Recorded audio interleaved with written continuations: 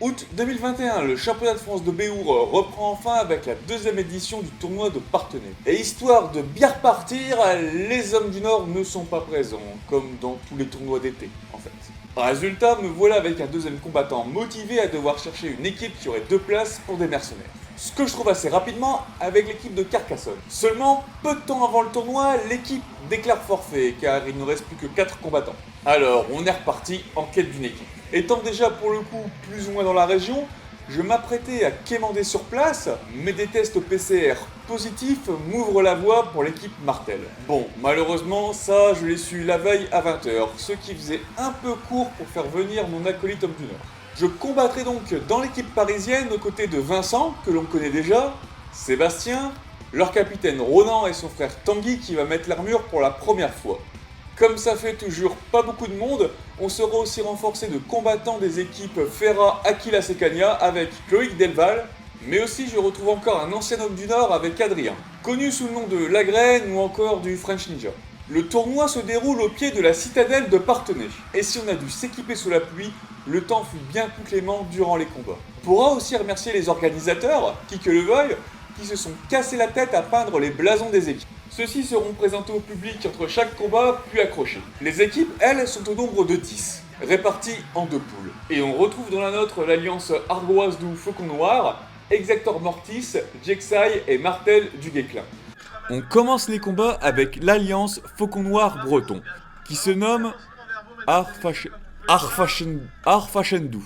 Enfin, les mouettes. Bref, l'action se passe à droite, avec Ronan qui tente d'aider un Vincent en bien mauvaise posture, mais ce dernier tient le coup et arrive à résister à la mise au sol, littéralement en serrant très fort les fesses, afin d'arriver à partir en double chute. Notre astier Sébastien se fait charger par Blondeau, ce qui donne l'avantage aux adversaires. 360 de la graine, et au fond, Ronan arrive à rééquilibrer le score.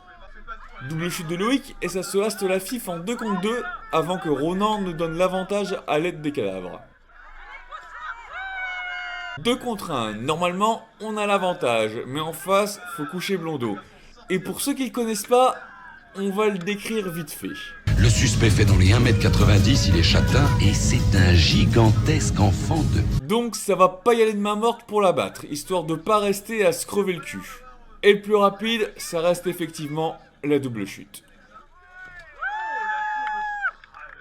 On prend donc l'avantage sur ce combat qui, sur le papier du moins, s'annonce tout de même comme le plus compliqué de la poule.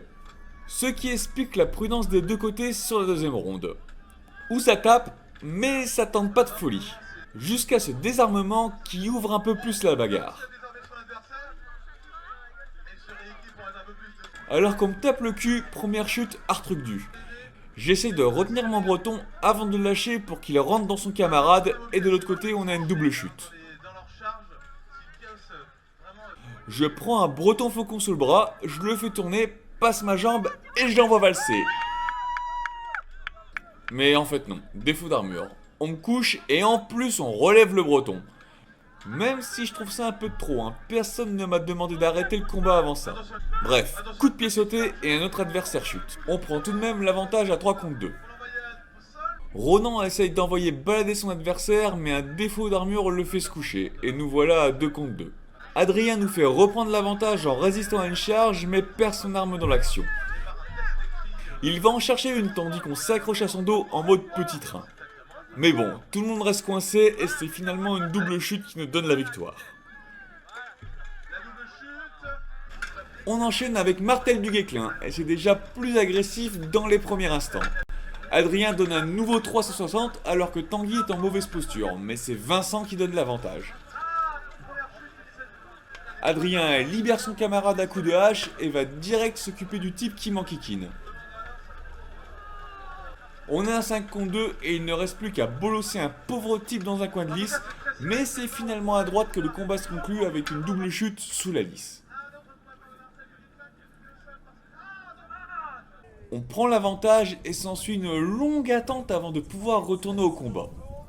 Et cette attente a dû rendre mes camarades chafouins car après ça, ça va très vite. Première chute à gauche, tandis que l'autre du Guesclin le suit en chute gag. Au même moment, Sébastien en couche un autre. 5 contre 2 déjà, et les survivants se prennent un raz-de-marée bleu qui en force un à sortir de la lice. Victoire Martel tout court.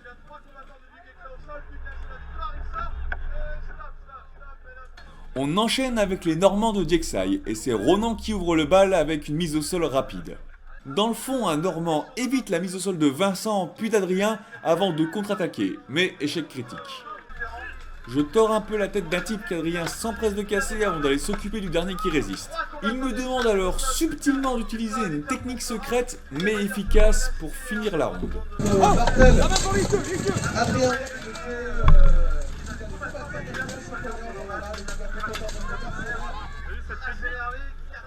Sur la deuxième, les duels se mettent rapidement en place et Ronan entame son combat comme sur la précédente ronde. Sauf que là, le bouclier touche le sol. De mon côté, j'en plie un, mais le taf me semble à moitié fait. Dans le doute, je reste dans le coin et je fais bien car le Jexai est bel et bien à l'affût comme un Vietcong. Avant que la graine ne vienne achever le travail. Je vais alors m'occuper de l'autre en essayant de le bloquer, puis je m'en vais le pousser, mais par je ne sais quel gris-gris, c'est moi qui valse comme une crotte. Et c'est finalement Sébastien et Tanguy qui s'occupent du dernier.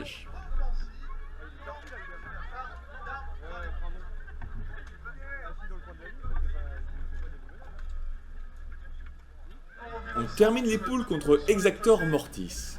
Ah, Martel Exactor, ça rappelle des souvenirs, sauf que j'étais pas du même côté. On commence avec une config classique, bouclier 2 mains de chaque côté et runner au milieu. J'épaule donc Vincent, et cette fois, c'est moi qui suis en mauvaise posture. Mais un exacteur est couché pour défaut d'armure, 360 no-scope et charge sur Vincent. Headshot de la graine qui va un peu attendrir l'exacteur que je tiens. Je bouge un peu et bim, pas sympa, mais efficace. Dans le fond, le dernier exacteur tombe et on a la première ronde. On entame la deuxième avec un Loïc qui veut la bagarre et Ronan qui l'accompagne. De l'autre côté, la graine couche le premier exacteur, mais Vincent s'en mêle dedans. Encore quelques mouvements et le combat s'équilibre sur 4 1 contre 1 en bord de lice. C'est Loïc qui a l'air le plus mal au point, mais finalement c'est le premier à se libérer. Ce qui tombe bien car c'est au tour de la graine d'être mal parti. Acte de solidarité sécane donc qui finit par mettre au sol l'exactor. C'est ensuite Tanguy qui se débarrasse de son adversaire. Maintenant qu'on a l'avantage, c'est plus facile, comme ici. Ah non. C'est de l'autre côté que ça tombe avec la technique de la balayette et du ramasse-poussière. Nous voilà en quart de finale contre Taillefer avec une première chute sous les coups de Vincent. Puis Ronan va s'occuper de celui que Loïc a sous le coude pour la deuxième. Loïc à nouveau qui déboule en mode Falcon Punch pour en coucher un troisième et tout le monde converge vers un des 2 pauvres Taillefer restants. Première ronde pour nous. J'apparais sur la deuxième avec un nouveau casque, prêté à l'arrache par un sympathique breton après que j'ai remarqué que le mien avait une légère fissure. Bref, n'achetez pas Schellenberg, c'est de la merde. Ronan en chope un et lui tourne la tête pour lui faire valser avant de réussir parfaitement son QTE pour un coup sauté et couche mon mec. Sébastien en couche un autre, la graine de même dans le fond et nous voici en demi-finale contre Pardus Bellator. L'équipe bordelaise qui a bien monté son niveau avec le confinement. Mais c'est nous qui prenons l'avantage grâce à un défaut d'armure. De l'autre côté, j'en plie un, mais il se faufile, tandis que la graine place un KO. J'en mets un au sol, je sais pas trop comment, et les derniers se font coucher avec violence. Sur la deuxième ronde, Adrien va taper la fifre d'un Pardus, ce qui permet à Vincent de le mettre au sol, tandis que la graine lui est déjà parti s'occuper d'un autre combattant. Et le duo Vincent-Loïc couche au dernier. Moi, pendant ce temps, je me fais bloquer la jambe exactement comme à Sainte-Florine. Mais cette fois, je suis moins con. Je m'accroche au type et on finit par tomber ensemble. Peut-être que la prochaine fois, j'arriverai à rester debout. Nous voici donc en finale contre les Comtois, et ça commence avec un gros bouclard dans ma gueule. D'emblée, le combat est lancé et les deux équipes ont l'air bien chaudes pour en découdre. Ça charge, ça tape, et c'est le capitaine Comtois qui ouvre le bal en couchant Sébastien. Puis tente la graine sans y arriver. J'essaye d'en plier un et Adrien vient de finir tandis que Ronan met au sol son poursuivant. Reprend l'avantage sur cette belle action. Malheureusement, une perte de casque de Tanguy rééquilibre le combat. J'essaye de tenir mon mec, mais c'est pas facile et bim, petit coup sur la main qui apporte la douleur. Vous savez, du genre à vous demander si c'est pas cassé.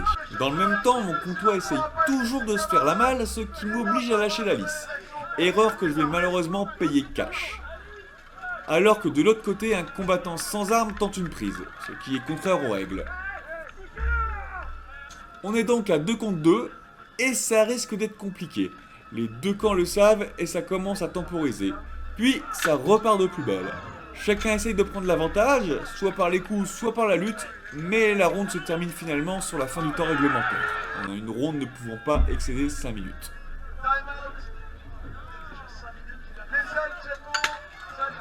On part sur la deuxième et ça débute avec le même entrain. Adrien commençant déjà le taf et le capitaine Comtois lui emboîte le pas. Mais c'est finalement Vincent qui procède à la première mise au sol. Il va ensuite taper d'un côté et libérer un copain d'un autre. Tanguy chope un mec à la buvette et Loïc envoie son bouclier avec un petit peu trop d'entrain malheureusement. Double chute au premier plan. Ah non, il se relève. Ah, on dirait que ça discute, mais une charge y met un terme. On est donc à 3 contre 3, mais pour un temps seulement, car les comptoirs reprennent l'avantage. Kick dans le cul et assassinat de Tabar, le pauvre Vincent commence un peu à subir dans son coin et c'est finalement lui qui se fait mettre au sol, ce qui donne cette deuxième ronde au comptoir.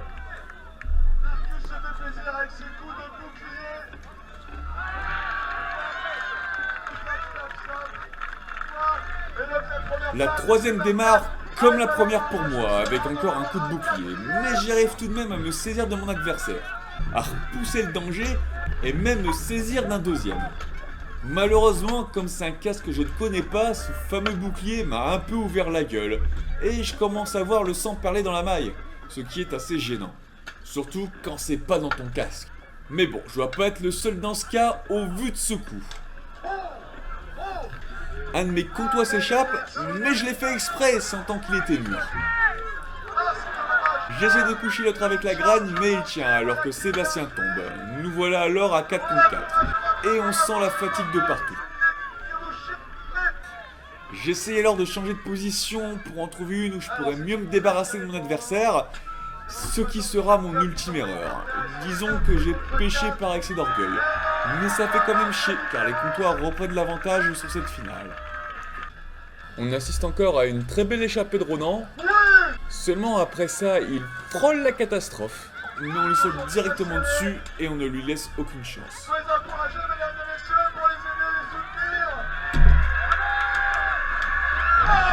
Nous voilà 4 contre 2 et Adrien ne lâche rien.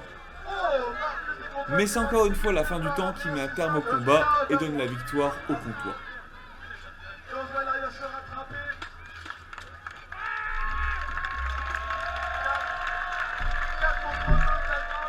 On termine donc deuxième du tournoi après ce combat très serré. Alors, personnellement, mon bilan, c'est un casque pété, une nouvelle cicatrice sur la gueule et une petite bosse sur la main qui est toujours pas partie après un mois. Mais aussi une nouvelle médaille et une bouteille de Château Fogas, ce qui est toujours sympa. Après, niveau sensation, je commence à faire des matchs complets sans forcément finir à terre, ce qui est toujours bien. Et en lice, j'arrive à sortir de bons trucs, même s'il m'arrive encore de tomber, on ne sait pas trop comment. Enfin bref, tout ça pour dire, j'espère avoir pu être d'une grande aide pour les équipes qui ont bien voulu m'accueillir sur ce tournoi. Bon, sur ce, abonne-toi et mets la cloche.